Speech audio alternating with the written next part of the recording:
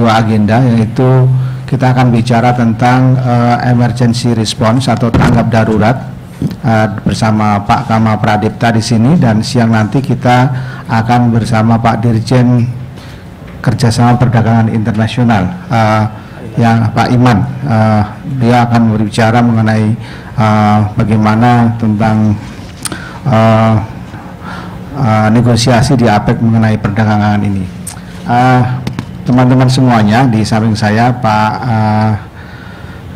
yang sudah saya sebutkan tadi sudah masih ingat, beliau adalah salah seorang kasubdit di Kerjasama Intrakawasan Asia Pasifik yang sejak awal memang ikut bernegosiasi mengenai tanggap darurat atau emergency response. Mas Kama ini nanti akan menceritakan tentang usulan Indonesia di dalam APEC mengenai emergency response. Sebagaimana saya sampaikan pada teman-teman bahwa selain kita berbicara mengenai perdagangan dan investasi, maka related meetings itu antara lain mengenai emergency response. Hal-hal yang diperkirakan dapat mempengaruhi perdagangan, liberalisasi perdagangan itu dibicarakan di APEC. Dan untuk ini kita mohon Mas Kama bisa menceritakan apa sih kenapa Indonesia mengusulkan itu dan apa untungnya, apa kaitannya dengan kemarin ada bencana di Aceh dan lain sebagainya. Saya kira ini banyak relevansinya dengan Indonesia. Silakan Mas Kama. Terima kasih Pak Haji Surya. Pak Haji ini senior saya di Kemlu. Jadi terima kasih atas kesempatan yang diberikan. Assalamualaikum warahmatullahi wabarakatuh. Salam sejahtera bagi kita semua. Selamat siang semuanya. Nama saya Kama Pradipta Isnomo. Saya Kasubdit 2 APEC di Direktorat Kerjasama Intrakawasan Asia Pasifik dan Afrika di Kementerian Luar Negeri. Mungkin sebelum saya langsung bahas mengenai deliverable inti Indonesia, yaitu Emergency Response Travel Facilitation, boleh saya diizinkan untuk memberikan sedikit background kepada teman-teman mengenai latar belakang pembentukan Emergency Preparedness Working Group. Jadi di Asia Pasifik, kalau kita bisa lihat itu terdiri dari 52% areal bumi dan 40% penduduk dunia, tapi mengalami 70% dari bencana alam di dunia. Dan menurut ilmuwan dunia, intensitas dan frekuensi bencana di Asia Pasifik akan terus meningkat seperti kita lihat kemarin di Aceh dan dalam beberapa dekade ke depan.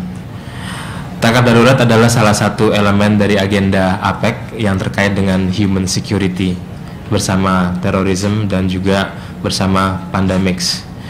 Dan bencana alam yang dialami suatu ekonomi APEC itu tentunya akan memiliki dampak yang dahsyat, khususnya dampak perekonomian dalam kaitan dengan rantai pasok barang dan dagang, dan akan memiliki spillover effect yang sangat besar. Seperti contoh tahun 2004 tsunami Aceh, tahun 2008 gempa di provinsi Sichuan, China, 2010 gempa bumi di Chili, 2011 di Selandia Baru dan Jepang, dan tanggal 2 Juli kemarin di Aceh. Emergency Preparedness Working Group dibentuk awalnya sebagai Emergency Task Force. Jadi statusnya masih task force, belum bersifat working group yang permanen. Itu didirikan tahun 2005, dan kemudian atas dasar itu memiliki terms of reference sebagai berikut, yaitu memajukan koordinasi intra-APEC dalam hal kerjasama dan integrasi best practices ya dari tanggap darurat dan bencana alam di seluruh ekonomi APEC, dan membangun kapasitas di kawasan di bidang mitigasi, persiapan dan tanggap darurat dan bencana alam. Modalitas kerjasama EPWG itu dilakukan antara lain adalah melakukan koordinasi kerja ya, work coordination di APEC di bidang darurat, tanggap darurat, bencana alam, dan menyetujui proyek-proyek dalam membentuk seminar, lokakarya, dan untuk saling membagi informasi pengalaman terkait penanggulangan bencana. Kemudian mengidentifikasi kerjasama yang bisa dilakukan dengan organisasi internasional atau organisasi kawasan lainnya seperti UN OCHA, seperti ASEAN, East Asia Summit, dan berbagainya. Dan tidak, yang ini yang saya garis bawahi, tidak engage atau tidak terlibat dalam aktivitas atau operasi tanggap darurat atau bencana atau operasi kemanusiaan. Ini yang perlu saya garis bawahi, karena APEC ini memang forum yang berkecimpung di bidang ekonomi dan investasi. Jadi berkaitan dengan fora Emergency Preparedness Working Group ini, yang kita lakukan adalah lebih sharing information, mengusulkan proyek-proyek lokakarya, seminar, tabletop exercise yang bisa meningkatkan kapasitas penanggulangan tanggap darurat dan bencana alam di seluruh ekonomi APEC. Dan yang kedua, khusus terkait ekonomi, yaitu perdagangan dan investasi, ditujukan pada proyek-proyek dan pembahasan yang bisa melindungi aset-aset ekonomi, aset-aset infrastruktur, dan rantai pasok perdagangan dan produk di seluruh ekonomi APEC. Jadi dan yang terakhir adalah turut mendorong kemitraan publik swasta dalam hal penanggulangan bencana. Nah, sekarang saya langsung ke deliverable kita atau apa yang mau kita hasilkan di bawah kepemimpinan Indonesia tahun ini. Tahun ini dalam kerangka penanggulangan bencana, Indonesia mengusulkan apa yang kita sebut dengan Emergency Response Travel Facilitation atau fasilitasi bagi emergency responder. Mengapa kita mengajukan gagasan ini? Karena kita lihat kendala yang dialami setiap kali ada bencana di ekonomi APEC. Itu adalah kendala yang pertama adalah imigrasi. Jadi sangat sulit bagi para emergency responders untuk memperoleh visa atau travel document. Jadi sekarang itu mungkin mereka menunggu seminggu atau hampir 2 minggu. Ketika mereka datang ke sana sudah lewat fase misalnya rekonstruksi atau fase assessment dan fase bantuan kemanusiaan. Kemudian yang kedua, selain imigrasi adalah kepabeanan. Jadi ketika mereka datang, mereka harus declare kan barangnya apa yang dibawa, kok equipmentnya apa saja. Terus kadang mereka suka ada membawa search and rescue dogs ya, anjing pelacak. Nah itu kendalanya di situ. Kadang itu kendala yang sangat teknis, sangat berbelit. Itu kadang membuat laju mobilitas emergency responders itu tidak cepat, jadi terhambat. Nah, waktu SOM 1 di Jakarta kita menyelenggarakan policy dialogue. Nah, policy dialogue itu melibatkan bukan saja Emergency Preparedness Working Group, tapi juga Business Mobility Group yang membahas mengenai aspek imigrasi. Di situ juga ada focal point kita dari Direktorat Jenderal Imigrasi, dan juga subcommittee on Customs and Procedure yang membahas mengenai isu kepabeanan. Kebetulan ketua SCCP tahun ini itu dari kita, dari pejabat kita di Ditjen Bea Cukai. Nah dari situ kita mencari identifikasi dan mencari solusi bagaimana caranya kita mempercepat atau melampaui kendala-kendala tersebut. Akhirnya kita sepakat untuk membentuk suatu survei, karena di APEC ini belum ada survei terkait kebijakan imigrasi, kepabeanan, dan penanggulangan bencana. Jadi siap ekonomi APEC ketika ada bencana, ekonomi lain tidak mengetahui mengenai kebijakan imigrasi dan bea cukai pada saat pasca bencana. Nah itu sedang kita lakukan, dan target akan selesai bulan depan, bulan Agustus, sebelum penyelenggaraan Senior Disaster Management Official Meeting. Nah, Senior Disaster Management Official Meeting ini akan diselenggarakan di Bali tanggal 21 dan 22, dan akan di host oleh kolega kita dari Badan Nasional Penanggulangan Bencana BNPB, bekerja sama dengan Kemlu. Salah satu aspek lain dari Emergency Response Travel Facilitation itu bukan saja untuk emergency responder, tapi juga diperuntukkan untuk kalangan pengusaha. Kenapa pengusaha? Karena banyak yang bertanya apa hubungannya pengusaha sama bencana. Di APEC itu kebetulan karena forumnya forum perdagangan, jadi para aktor dan para pihak swasta itu turut terlibat dalam persidangan, perumusan kebijakan, dan juga dalam deliberasi pertemuan. Jadi kenapa pengusaha ini penting? Karena setelah pasca bencana yang dilakukan adalah setelah rehabilitasi itu langsung difokuskan pada kegiatan economic recovery atau perbaikan ekonomi setempat, khususnya di bidang mikro, di bidang skala menengah, skala kecil, dan selanjutnya. Nah, di situ kami memandang bahwa di sini peran swastanya sangat penting, dan di sini di mana terdapat kemitraan yang harus dipererat antara publik, swasta, dan public dan private partnership. Jadi deliverable ini atau gagasan ini diperuntukkan ke depannya untuk emergency responder pada saat pasca bencana, dan juga para pengusaha-pengusaha APEC dikala mereka ingin membantu untuk membangkitkan lagi perekonomian lokal yang telah tertimpa bencana. Mungkin itu saja yang bisa sampaikan. Sebagai informasi tambahan, EPWG telah diselenggarakan pertemuannya tanggal 23 Juli yang lalu. Ketuanya dari ekonomi Chinese Taipei dan wakilnya dari Vietnam. Untuk Indonesia, focal point-nya adalah BNPB dan Kementerian Luar Negeri. Demikian Mas Haji, terima kasih. Terima kasih Mas Kama. Sebelum teman-teman bertanya, mungkin Mas Kama sedikit bisa menjelaskan usulan Indonesia itu nanti kalau dibawa ke Bali itu hasil akhirnya seperti apa? Itu yang pertama. Apakah itu akan dalam bentuk statement para leaders ataukah dalam bentuk yang lain, biar teman-teman tahu? Ya. Mungkin teman-teman sudah mengikuti dari awal. Jadi di keketuaan APEC ini kan kita memiliki 3 prioritas. Prioritas ketiga adalah promoting connectivity kan.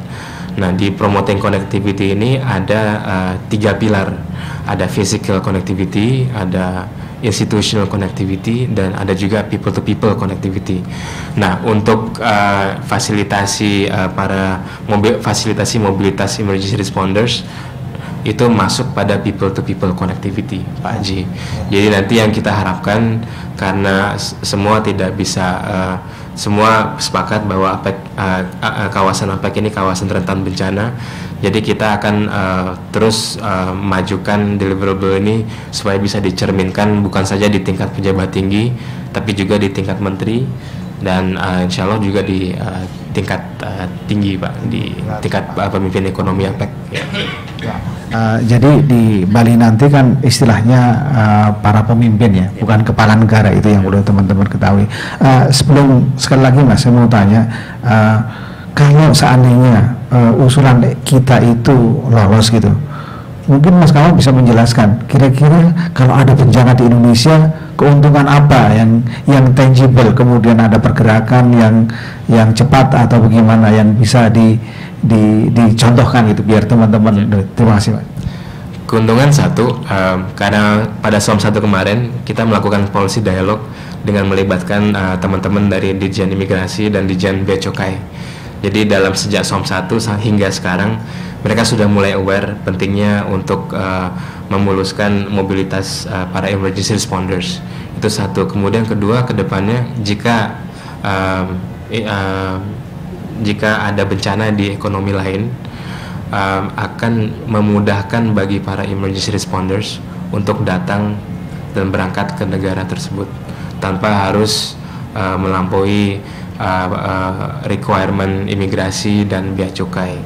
Kemudian yang kedua, itu juga akan mempermudah bagi para pengusaha atau pengusaha kita untuk turut membantu membangkitkan kembali ekonomi pada tingkat mikro, kecil, dan menengah.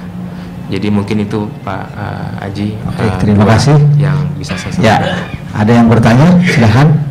Ya, silahkan Pak. Nama saya Perlindungan Pak. Saya dari portal berita thepoliticanews.com. Tadi kan Bapak sudah menggambarkan tahun 2004 ada di Aceh, 2008 di Cina, 2010 di Chili, dan yang terakhir yang di Aceh beberapa hari lalu. Tadi juga dijelaskan bahwa Indonesia yang mendrive isu ini sehingga menjadi salah satu percakapan di SOM 3 ini kaitannya dengan related meeting. Yang saya mau pertanyakan Pak, dalam kaitan investasi dan perdagangan, ada nggak misalnya angka-angka kerugian yang dialami lah ya? Karena mungkin kan dengan kata Bapak tadi Asia Pasifik 47% kemungkinan bencana ini kan akan berdampak secara langsung ya kepada investasi dan perdagangan. Nah, ada angka-angka kerugian yang secara langsung nggak misalnya yang menjadi keprihatinan bersama sehingga ini perlu ditanggulangi bersama-sama. Mungkin itu saja Pak, terima kasih. Kalau angka kerugian kami tidak memiliki datanya Pak, tapi yang pasti karena semakin eratnya integrasi ekonomi di Asia Pasifik khususnya di APEC, itu yang sangat sulit adalah adanya gangguan di rantai pasok Pak, global supply chain. Jadi contohnya aja ketika banjir di Thailand beberapa tahun lalu, banyak komponen-komponen mesin Honda atau Toyota itu tidak bisa dibeli di Indonesia. Itu satu. Kemudian kedua, jika ada bencana di China, banyak produk-produk impor yang sempat terhambat. Terus jika ada kebakaran di Australia, banyak import-import daging dan lainnya itu ke negara lain di APEC itu terhambat.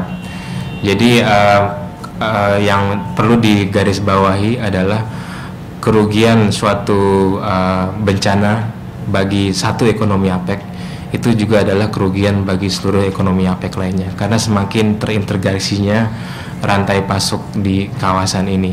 Kalau untuk masalah jumlah dan angka saya tidak punya, tapi akan saya cari lagi.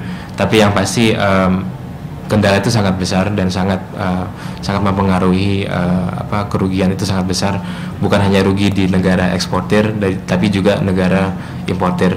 Dan juga yang lebih rugi lagi adalah infrastruktur yang bisa menghubungkan dan mendistribusikan seluruh produk-produk barang di seluruh kawasan APEC. Mungkin itu dari saya. Berikutnya. Yang lain? Terima kasih. Bentar Pak, dari sini ke sini, terus balik ke sini lagi. Terima kasih Ikran dari RRI World Service. Mengenai emergency response sendiri ini sendiri itu khusus untuk negara-negara khusus untuk ekonomi APEC yang berada di Ring of Fire seperti Indonesia gitu, apakah mereka juga artinya mendapatkan sesuatu yang sifatnya spesial atau khusus, mengingat kan tidak semua negara-negara di APEC itu berada di Ring of Fire itu sendiri gitu. Nah, kalau negara-negara yang ada di Ring of Fire yang memang sangat rentan dengan bencana seperti itu, apakah ada perlakuan khusus yang memang diberlakukan nanti di dalam, jika memang nanti usulan ini dapat disetujukan di leader meeting nanti di Bali? Terima kasih. Kalau perlakuan khusus mungkin ya kita pada saat ini kita tujukan dan kita peruntukkan untuk seluruh ekonomi APEC. Tapi mungkin kalau untuk perlakuan khusus saat ini belum. Tapi yang penting pada fase ini adalah kita mendapatkan suatu principled agreement dulu dari tingkat economic leaders bahwa penting untuk memudahkan mobilitas para emergency responders dan juga memudahkan mobilitas pengusaha untuk tujuan pemulihan ekonomi di skala mikro dan kecil dan menengah. Dan ketika saat prinsip itu agreement itu sudah dicapai pada saat KTT nanti atau APEC Economic Leaders Meeting, baru tahun depan kita mulai menerjemahkannya dengan suatu work plan, dengan suatu rencana kerja yang lebih konkret. Jadi untuk tahun depan kita akan mulai lebih reaching out ke sektor-sektor lain di seluruh ekonomi APEC seperti keimigrasian dan bea cukai. Itu Pak kira-kira. Setuju di leader forum ini nanti apakah sudah layaknya berlaku apa? Efektif berlaku belum ada date-nya, tapi yang pasti kita di leaders meeting nanti kita akan berupaya untuk menyebutkan atau mengidentifikasi suatu time frame. Tapi time frame itu masih tengah dinegosiasikan karena memang ekonomi APEC itu memiliki kebijakan kepabianan, imigrasi dan penanggulangan yang sangat berbeda-beda. dan ini melibatkan bukan hanya penanggulangan bencana, tapi juga melibatkan sektor imigrasi, sektor kepabianan dan sebagainya. Jadi memang ini APEC memang memerlukan suatu proses yang incremental. Tapi target kita mulai tahun depan kita mulai membuat suatu work plan dari hasil survei dan juga rekomendasi yang akan kita sampaikan ke leaders. Terima kasih. Silakan Pak. Terima kasih Pak. Apa Pak? Nama saya Pesaribu dari Harianan Dallas. Yang mau saya tanya ke Bapak, bahwa terkait dengan bencana itu kan ada skala besar, ada skala kecil. Yang dibicarakan di APEC itu apakah hanya skala besar gitu, dan mungkin biaya perbaikannya miliaran kan gitu. Sementara kalau di Indonesia ini bencana skala kecil itu banyak, dan apakah itu dibicarakan di APEC juga? Itu yang mau ditanya. Terima kasih. Terima kasih pertanyaannya. Jadi dalam setiap pertemuan EPWG itu agendanya ada agenda fix ya, ada agenda fix antara lain kasus-kasus yang telah terjadi di seluruh ekonomi APEC.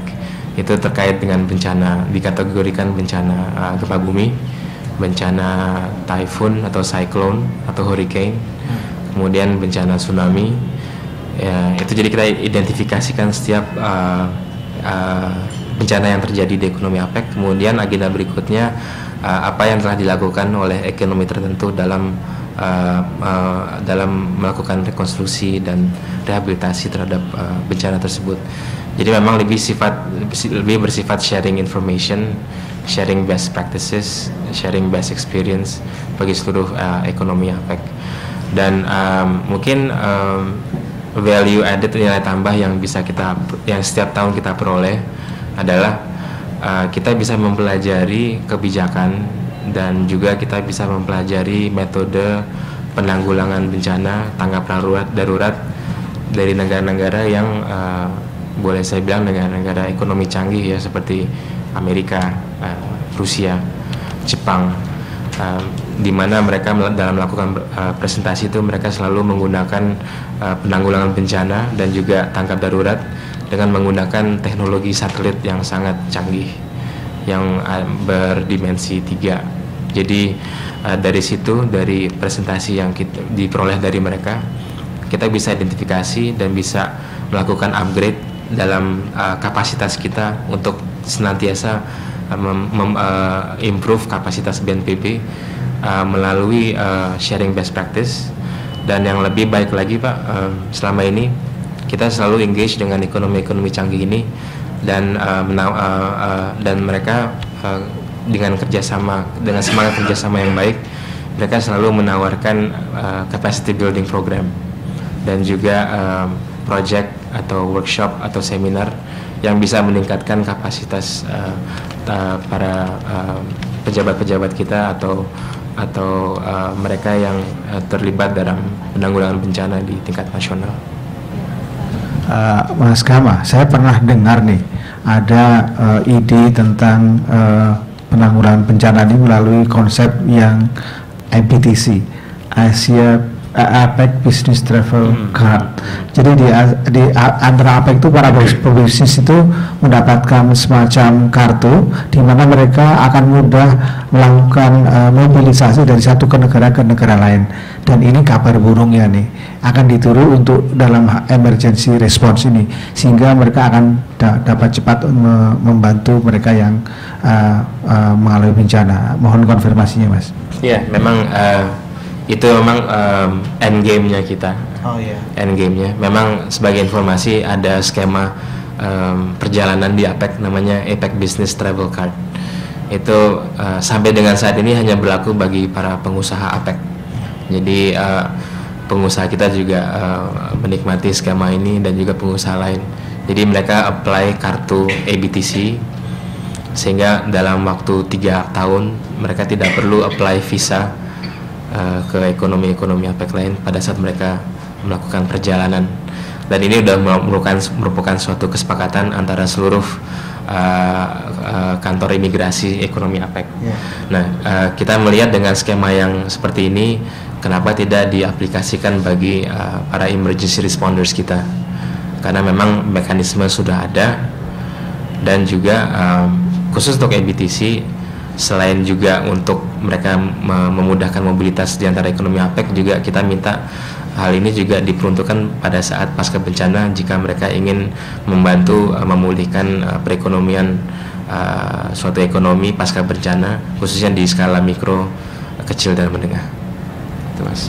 Terima kasih. Jadi kalau seandainya kayak kemarin ada bencana di Aceh gitu, dalam sehari 2 hari mungkin sudah bantuan itu bisa datang dan tidak terkendala oleh yang namanya imigrasi, kepabeanan dan lain sebagainya. Ada yang tanya? Silakan. Mungkin boleh saya tambahkan. Jadi ada kesepakatan dalam negosiasi deliverable ini bahwa kita tidak bisa semena-mena ngirim pejabat responders kita atau emergency pekerja kemanusiaan kita meskipun nanti pada saatnya mereka punya kartu.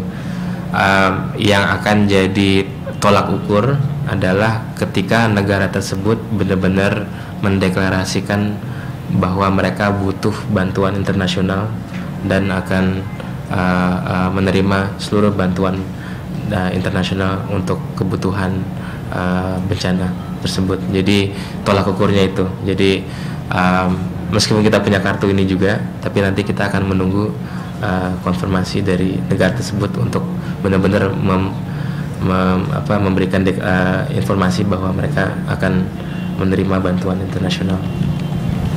Baik, ada yang lain? Silakan. Kalau tidak ada, kita ucapkan terima kasih kepada Pak Kama yang sudah hadir, dan kalau ada pertanyaan lain, kalau ketemu Pak Kama di jalan silahkan karena ini menjadi salah satu ide konkret Indonesia. Jadi APEC tidak hanya ngomong-ngomong yang nggak karuan, tapi banyak sekali yang hasilnya, salah satunya bagaimana hasil negosiasi APEC itu bermanfaat buat Indonesia. Gitu Pak Kama. Terima kasih sekali lagi, dan jangan lupa nanti jam 2 ada